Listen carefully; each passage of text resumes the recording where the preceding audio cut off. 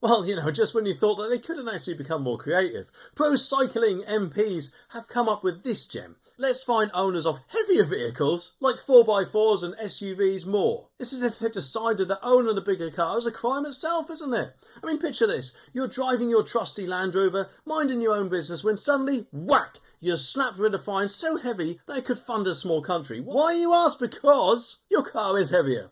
It's like the vehicle version of the bigger they are, the harder they fall. But in this case, it seems like the heavier they are, the harder their wallets are hit. But of course, isn't this just marvellous, because those electric cars, which are bound to be heavy because they contain big, heavy batteries, probably aren't included in this grand scheme. It's like they didn't think about that, did they? Oh, sorry, your car is heavy, but of course it's eco-friendly, so you get a nice little tick. And we'll let you off the hook. Now, the all-party parliamentary group for cycling and walking wants us to believe that larger vehicles should be considered an aggravating factor when involved in accidents. It's as if saying, well, your car might not have actually caused the accident, but it certainly made it worse by being so heavy. It's the equivalent of blaming a sumo wrestler for knocking over your Jenga tower, isn't it? And what's next? Are they going to start issuing tougher penalties for, I don't know, based on the number of cup holders in your car or something? I mean, just imagine it. Sir, you have 8 cup holders.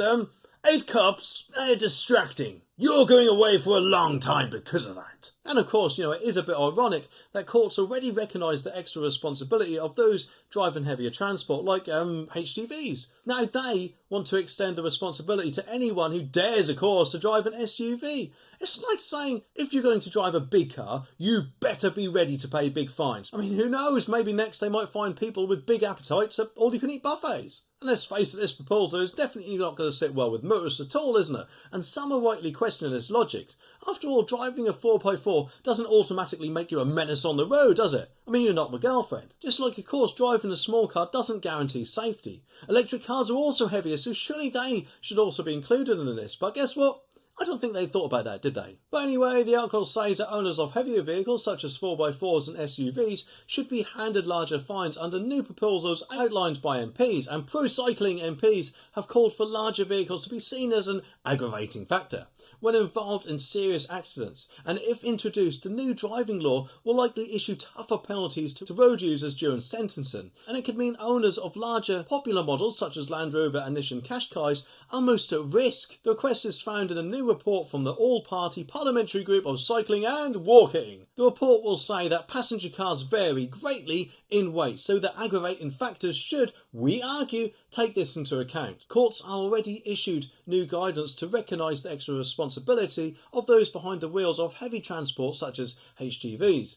And the new legislation was issued as early as July, but the MPs suggest that the new rulings could be a lot further. According to the Car magazine, there is understood to be more than 4 million SUVs registered in the UK.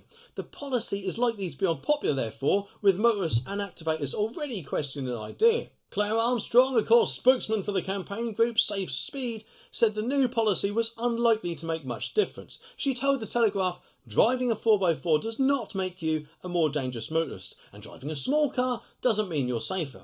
It makes no sense to suggest that killing someone while driving an SUV is worse than killing someone while riding a motorcycle.